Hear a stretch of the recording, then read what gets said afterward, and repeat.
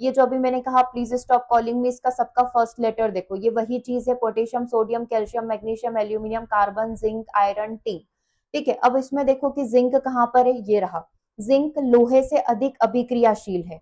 लोहे से ज्यादा क्रियाशील कौन होगा, जिंक यहाँ पर हो जाएगा। जैसे जैसे आप ऊपर जाते जाओगे अभिक्रियाशीलता बढ़ती जाएगी, दैट मीन्स पोटेशियम सबसे ज्यादा स्ट्रॉन्ग है, रिएक्टिव है, और गोल्ड और सिल्वर सबसे कम रिएक्टिव यहाँ पर है, ऐसे अरेंज करेंगे। ठीक है, तो जिंक ज्यादा क्रियाशील है, बिल्कुल सही बात है, किससे, लोहे के कंपैरिजन में, ये चीज सही हो गई।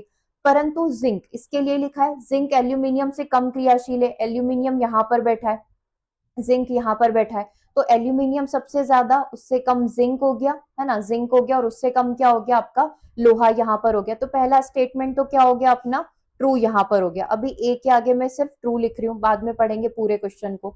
दूसरा स्टेटमेंट पढ़ते हैं, सोडियम, पोटेशियम और कैल्शियम से अधिक अभिक्रियाशील है। पोटेशियम तो सबसे ज्यादा क्रियाशील है, सबसे ज्यादा क्रियाशील आपका कौन हो जाएगा, पोटेशियम यहाँ पर हो जाएगा।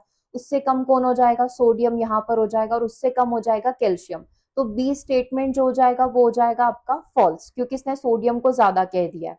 ठीक है, अब लास्ट और तीसरा स्टेटमेंट पढ़ो, एल्यूमिनियम मैग्नीशियम से अधिक अभिक्रियाशील है। एल्यूमिनियम तो यहाँ पर है, मैग्नीशियम ज्यादा क्रियाशील है, तो तीसरा स्टेटमेंट भी क्या हो गया, फॉल्स यहाँ पर हो गया।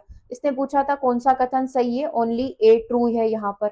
ए कहाँ पर लिखा हुआ है, ऑप्शन नंबर बी के अंदर लिखा हुआ है। आंसर क्या हो जाएगा, ऑप्शन नंबर बी यहाँ पर हो जाएगा। ठीक है, कर सकते हैं अपन इस टाइप के क्वेश्चन, बस इस ट्रिक को यूज करो और सारे क्वेश्चन के आंसर आप बहुत इजीली कर सकते हो, हर जगह काम आएगी। मोस्ट ऑफ दी जो एलिमेंट्स यूज होते हैं वो यही है।